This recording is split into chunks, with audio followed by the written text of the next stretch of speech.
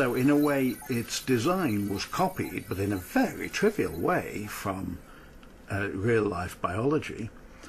And so it's rather nice that, you know, correspondingly, it became a kind of artificial biology.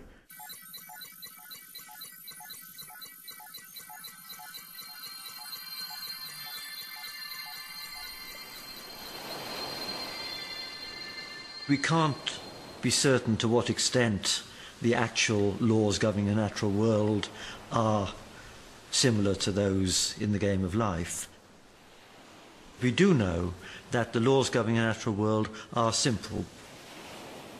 We can write them down in simple equations, we can program computers to simulate them, and from great simplicity we derive immense complexity.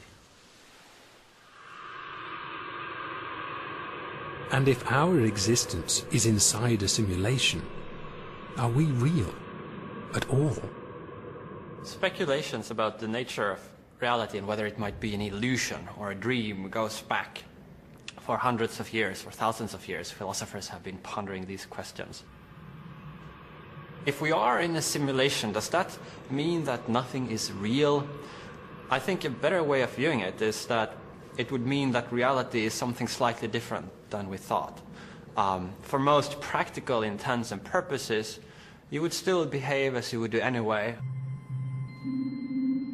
We have no reason to get depressed by sort of philosophical implications of these things, because, you know, the everyday aspects of life are always going to feel the same, regardless of whether we actually have free will or not, regardless of whether the universe is going to end in a big rip or a big crunch, you know. And I think for all the thinking we humans like to do about the big things, what really, really gets to us emotionally are the everyday little things. And they are what they are. If we are a simulation, then in the ways that matter to us, we are real enough. Whatever force has guided our creation, mathematical or intelligent, it has constructed from simple atoms a creature capable of thinking beyond the limits of physical investigation.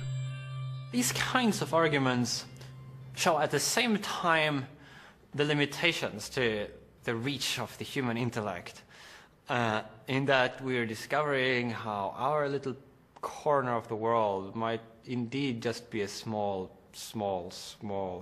corner of a vastly bigger world than we never imagined. And that we might never, even in principle, be able to reach out and look at the other parts. And at the same time, these arguments also emphasize the astounding reach of the human intellect, in that we can begin to formulate theories and hypotheses that extend way beyond the world around us that we were evolved to cope with. How many lions entered the cave?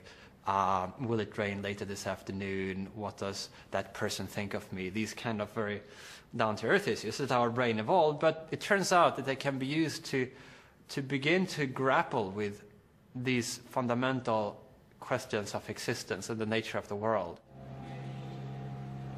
In searching for an alternative explanation to the religious accounts of our creation, cosmologists have uncovered a possibility that seems incredibly similar. An all-powerful, all-knowing, super-intelligent being. An entity whose motives are unfathomable and whose existence is unprovable. It's very important for us physicists to not dismiss ideas just because they are weird. Because if we did, we would have already dismissed atoms, black holes, and all sorts of other marvelous things. And actually, you know, when you ask a basic question about the nature of reality, you know, don't you expect an answer which is a bit weird? I think anything but weird would be a big letdown. And so frankly, I think, you know, let's just accept that the universe is weird and view that as part of its charm. There's no particular reason why our human brain should have evolved just far enough to be able to assimilate the deepest levels of reality. What is amazing is that we've been able to make so much sense as we have of the external world. I believe when the history of science is written, then what's been discovered about our universe in the last decade or two will be one of the most exciting chapters.